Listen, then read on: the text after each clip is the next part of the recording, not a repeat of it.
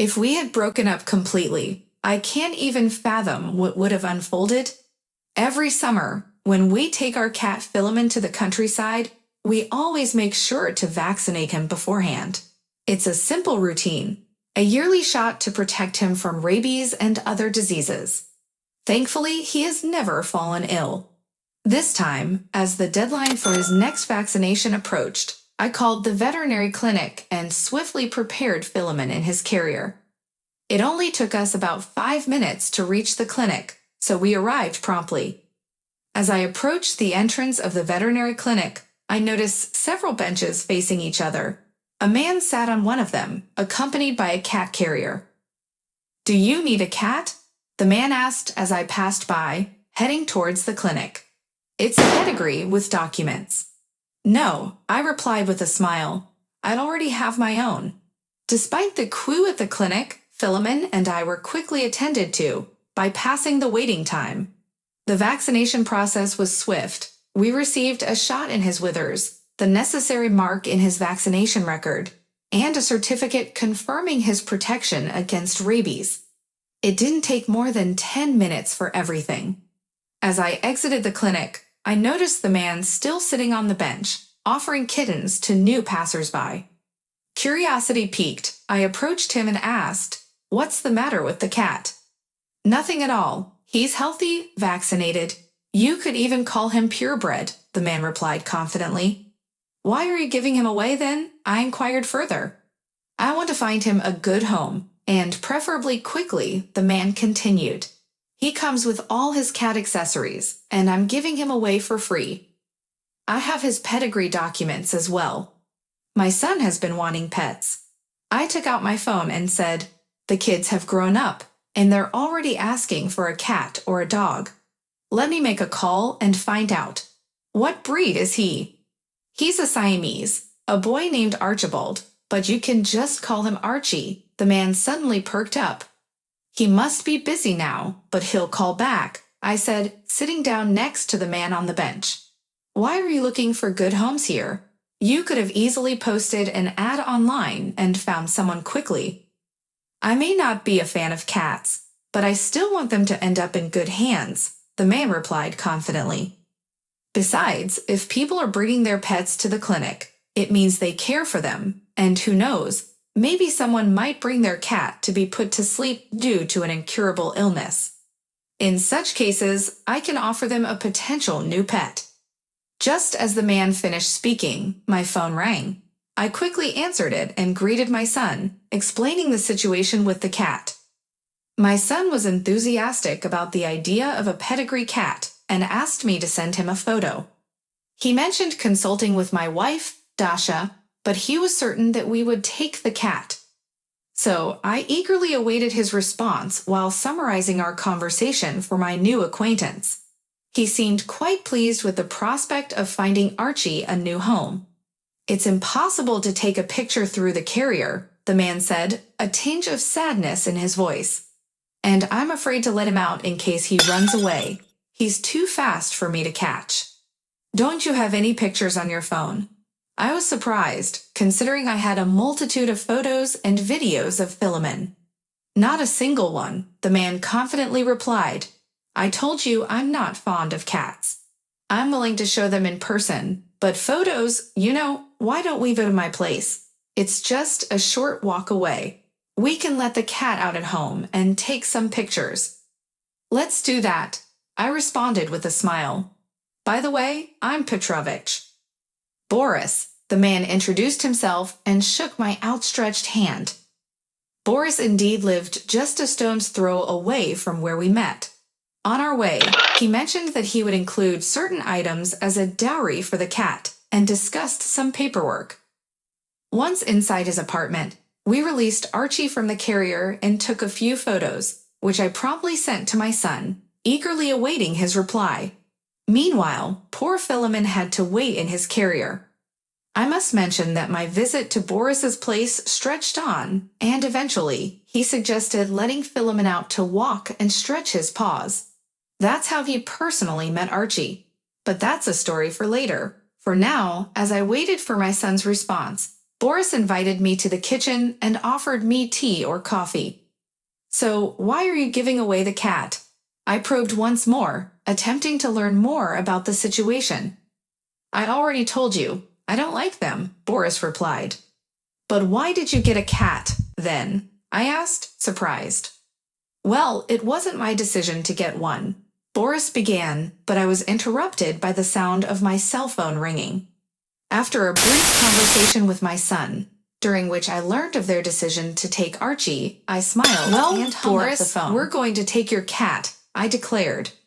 My son insisted that I guard Archie so that no one takes him away.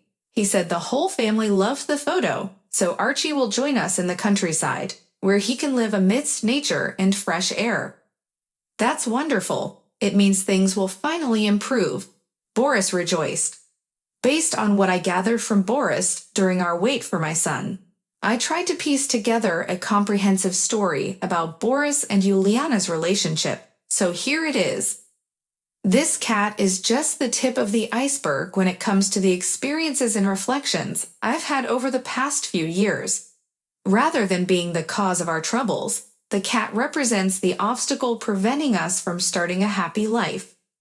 Now, at almost 40 years old, I reflect on the events that unfolded a decade ago. I had a desire to get married before turning 30, a somewhat arbitrary goal. It's unclear why I fixated on that timeline, or even why I wanted to get married in the first place. But regardless, as my 30th birthday approached, I met Juliana. She was 5 years younger, beautiful and slender, a dream girl, so to speak. Most importantly, she shared my desire to get married. She complained that all her friends had already tied the knot, and she was still waiting for her turn. That's how we found each other, two lonely souls. We spent a week strolling through parks and going to the movies, and soon after, we moved in together, renting an apartment. Within 2 months, I proposed, and our wedding plans swiftly followed. Our parents generously supported us with housing, providing us with the 2-bedroom apartment where we currently reside. Everything should have been perfect, but unfortunately, it wasn't. Perhaps we weren't right for each other, or maybe we weren't prepared for the kind of relationship we embarked on. Maybe we hadn't spent enough time together, or it was simply due to some other. No, well, I have to admit, I wasn't exactly blameless either. To be honest, I didn't do much to strengthen our marriage. I continued living my life as I did before, going out with the guys to sports bars, deciding to race go-karts, and not rushing home from work. I thought, well, I'm married now, and that's great. What more do I need? In general, there were mutual accusations, quarrels, and scandals. Sometimes Juliana would spend the night at her mother's place, and other times I would stay with friends. The atmosphere at home was far from ideal. Then, one day, in the midst of another heated argument, I blurted out that if things weren't working out, we should get a divorce. Juliana supported me in hysterics, and the next day we went to file the paperwork. We had been married for only 2 years. There wasn't much to divide, except for the apartment we lived in. I suggested exchanging it, selling it, and buying a 1-room apartment, but Juliana refused. She said that 1 room wasn't the same, and she didn't want to live in a small space. She told me that if I didn't like it, I should leave, and she would keep her square meters. But where was I supposed to go? I had been living with my parents before starting a life with Juliana, and I didn't want to go back to them. Renting an apartment would leave me with very little to live on, and besides, I was registered at this address, so these square meters were mine too. In the end, we both stubbornly held our ground and continued living together as if in a communal cell. We were officially divorced, considering each other as nobody, yet sharing the same living space. Luckily, we had separate rooms, so we didn't have to constantly cross paths. I would wake up in the morning, take a bath, have tea, and go to work at my own pace. Juliana would come and go whenever she pleased. We lived like this for about a year, content with the arrangement. We shared the shelves in the refrigerator, which was also a shared item from my parents' wedding gift, and we divided the shelves in the bathroom. We even managed to agree on bathroom schedules. There were days when we didn't see or greet each other at all. To be honest, I was completely satisfied with everything. But then, after enjoying the freedom of single life for a while, I started longing for female company again. I'm a young man with my own needs after all. And where could I bring these women? Well, home, of course. So I started bringing different women, one after another, to my room. But women, let me tell you, are strange creatures. One would be charmed, stay the night, and I'd think there might be some deeper connection. But the next morning, she would discover another woman in the apartment and quickly leave. It wasn't just a casual encounter anymore. This pattern continued for another 5 years. I had to start visiting friends' houses or renting hourly apartments, but it was inconvenient. However, I found someone who didn't mind, Lena. She was a girl from out of town who had been living in dormitories, so even a shared apartment felt like a paradise to her. I was even considering marrying her at one point. Just kidding. I was already 37 years old, and it was time to think about having children. In any case, Lena moved in with me, settling in for the long haul. But it wasn't a harmonious relationship. With Juliana, I never intended to find common ground, and as it turned out, she felt the same way. We didn't fight, but sparks flew whenever we bumped into each other in the kitchen. Interestingly, Juliana seemed to accept my temporary flings as something normal, perhaps because she had become accustomed to it. However, Lena didn't appreciate her presence at all. She would secretly try to cause trouble. But I can't deny that I had provoked her by getting a cat. She knew very well that I couldn't stand cats. Yet, she decided to bring home a kitten and even set up a litter box in the bathroom. I considered it a scandal, questioning why she would do such a thing. Her response was, "Why not? If you can bring home women, why can't I have a cat? If you don't like it, then live separately." But I wasn't willing to give up. I thought that maybe I could sign a lease with Lena and continue living here. After all, it was my square meters too, and if Juliana didn't like it, she could leave. Lena and I lived together for almost a year, but as time went on, things got worse and worse. Each month, she became more demanding and transformed from a girl from the outskirts, tired of living in dorms, into a real predator. She was even worse than Juliana during the years after our wedding. I reached a point where I couldn't bear these relationships anymore, and Lena seemed to be clinging to me like a tick. That's when I began comparing and contrasting. It was all right there in front of me. Juliana didn't bring men home. She was always punctual, and she cooked. The fridge was a shared item, after all. Yes, she took care of herself and looked great. I even peeked into her room once when she left the door slightly open, and everything was clean and tidy, unlike our nightmare of a room. Soon after our first anniversary with Lana, thankfully, we hadn't gotten married yet. We broke up. Honestly, it's even unpleasant to remember how it all unfolded. Long, difficult, and unpleasant. I quickly moved on from that relationship and recovered from the stress. And it's not that I wanted to get married, but I wanted a wife. Not for the sake of a marriage certificate, but for a deeper connection, you know. So I started looking for her, whether it was at work or on the street. More and more, I found myself looking in Juliana's direction. On one hand, she was my ex-wife, but on the other hand, who said we couldn't give it another try if we wanted to. The more I looked at her, the more I realized that she was the one for me. I decided that I needed to do something about it. I began coming home on time consistently, occasionally running into Juliana in the kitchen. Once, I even suggested cleaning the apartment together as an excuse to spend time together. Surprisingly, Juliana didn't refuse. After a day of cleaning, exhausted, I lay down in my room and suddenly felt like a real family man.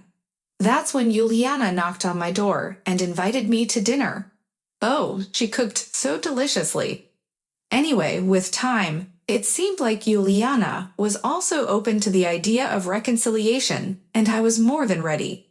but who knows what was going on in Juliana's mind? In the end, we began acting like teenagers in the honeymoon phase. I brought her flowers, complimented her, and we even started going to the movies and taking walks in the park together. Yet we still slept. No, well, to be honest, I wasn't doing great either. Truthfully, I didn't make much effort to strengthen our family. I continued living my life as I did before marriage, without making any changes. That's how I lived before, and that's how I lived after. I thought having a family was enough, but I didn't consider what else was needed to make it work.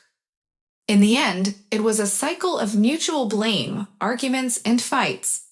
We would spend nights apart, Juliana at her mother's, and me with friends. The atmosphere at home was tense and unpleasant. Then one day, in the midst of another argument, I impulsively suggested a divorce. Juliana, in her hysterics, supported the idea, and the next day we went to file the paperwork. We had been married for only 2 years, and there wasn't much to divide except for the apartment we lived in. I mentioned exchanging it for a smaller one, but Juliana refused. She didn't want to live in a one-bedroom apartment. She made it clear that if I didn't like it, I should leave. But where could I go? I had been living with my parents before Juliana, and I didn't want to go back to them. Renting an apartment would leave me with little money to live on. Plus, I was already registered at this address, so I considered it my home too. In the end, we stubbornly continued living together, as if in a shared space, but without any emotional connection. We were officially divorced, treating each other as strangers, yet still occupying the same living space. Thankfully, we had separate rooms, so we didn't have to interact too much. I would wake up, take a bath, have tea, and go to work on my own schedule. Juliana would come and go as she pleased.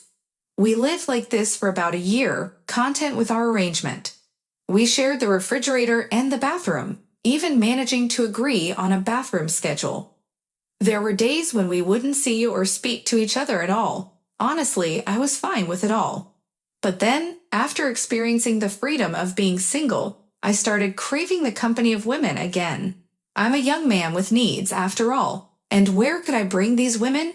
Home, of course. So I started bringing different women to my room. But women, let me tell you, are peculiar creatures. One would be charmed, spend the night, and I would think there was something more. But in the morning, upon discovering another woman in the apartment, they would quickly leave. It wasn't just a casual encounter anymore. This pattern continued for 5 more years. I had to resort to visiting friends' homes and renting hourly apartments, but it was inconvenient. Then I found someone who didn't mind Lena. She was a girl from out of town, used to living in hostels, so a shared apartment, even a communal one, seemed like paradise to her. I even considered marrying her at some point, as I thought it was about time to start a family. But that was just a passing thought. In the end, Lena moved in with me, and we tried to make it work. However, it didn't take long for the relationship to deteriorate. With each passing month, Lena became more demanding, and she turned out to be even worse than Juliana during the early years of our marriage. Our breakup was long, difficult, and unpleasant. I quickly moved on from that relationship and regained my composure. And then I started looking for a wife, not just someone to marry, but someone I could truly connect with. I searched for her at work and on the streets. More and more, I found myself looking in Juliana's direction. On one hand, she was my ex-wife, but on the other hand, who said we couldn't give it another try? The more I looked at her, the more I realized that she was the one for me. I decided I had to do something about it. I began coming home on time, occasionally bumping into Juliana in the kitchen. Once, I even suggested cleaning the apartment together, hoping it would give us a chance to reconnect. To my surprise, Juliana didn't refuse. After spending the whole day cleaning, I lay down in my room, exhausted, and I suddenly felt a sense of contentment. That's when Juliana knocked on my door and invited me to dinner. Oh, she cooked so deliciously. In the end, we got back together. And just a week ago, when I learned that Juliana was pregnant, we decided to apply for marriage once again. However, I had one condition. I made it clear that I couldn't tolerate having a cat in the house. Ileana agreed, but she had her own list of conditions, including that the cat should go to a good home and that we could visit it from time to time. It's scary to think about what would have happened if we had truly separated for good, or if we had exchanged the apartment. Perhaps it was fate or just a stroke of luck. But for now, everything is going well. Touch wood. This is our story. Divka arrived with a bottle of expensive cognac, which he handed to Boris. He repeatedly asked Boris if he needed any money because he could help if necessary. Seeing the happiness in my son's eyes, Boris realized that Archibald was in good hands. Promising that the former owners could visit Archie anytime, Divka gave Boris his phone number.